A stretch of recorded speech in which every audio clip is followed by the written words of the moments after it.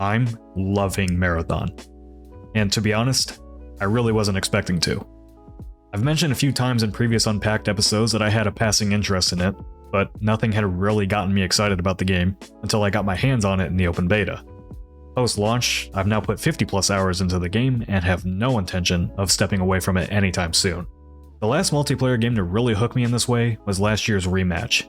I also enjoyed a lot of Arc Raiders, but I've fallen off it more quickly than I anticipated because I don't feel like I have much to work towards. And this is something that Marathon has remedied for me with its Cryo Archive map, which acts as the endgame raid location. I haven't even gotten to try that map yet because it's only available at certain times, and I was on vacation recently. It'll reopen this weekend, so I'll get my chance to try it then. Since returning, I've been playing Marathon daily to acquire the best loot that I can to be ready for when Cryo Archive next becomes available. In fact, I didn't even watch the trailers for the map because I didn't want to spoil the surprises it has in store for me.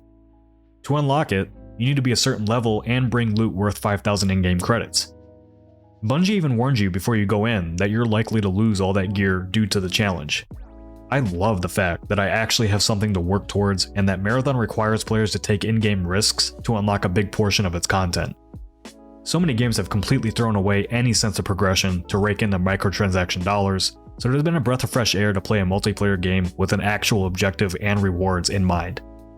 I understand there are some differing opinions on locking content like Cryo Archive behind a schedule and gear limitations because people have real lives to live, and maybe Bungie will adjust that over time. For now, though, I enjoy how it's structured as a reward for the most dedicated players. As a fan of competitive FPS games, Marathon has truly been a great experience for me. The game feels fantastic to play with intense gunfights between players where skill often feels far more important than whatever gear you're carrying around. All three of the core maps are fantastically designed, with easily identifiable points of interest, flow towards combat areas, and just the right scope so that you're not constantly in combat, which lets the tension grow between engagement points. The Outpost map in particular is extremely oppressive, with players fighting over keys to unlock access points to obtain high quality loot, and I love it. Marathon isn't a game for everyone.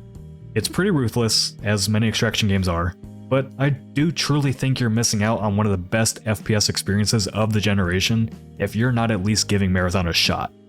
It's not often that I get excited about the future of a live service game lately, but I'm eagerly anticipating what Bungie wants to do with Marathon next.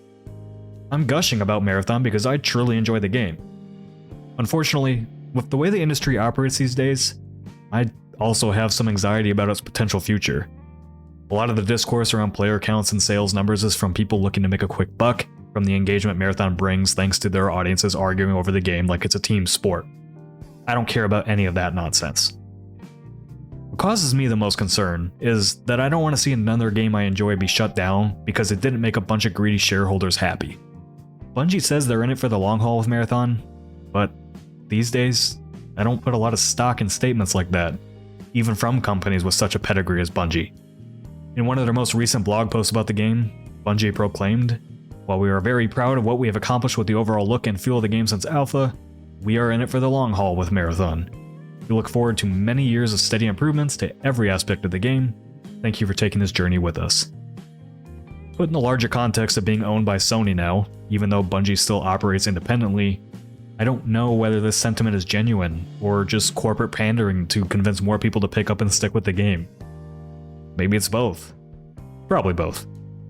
And then I think about how Sony just shut down Bluepoint Games, all the canceled live service projects in their lineup, how much it costs to acquire Bungie, and what their expectations are for the studio, and there's all that anxiety kicking in again. It's not just me feeling that way.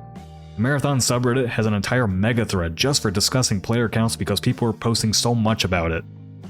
Some of this is obviously for sport by people looking to rile folks up, but a good chunk of it is also from people genuinely wanting the game to succeed for the long haul that Bungie is envisioning for it.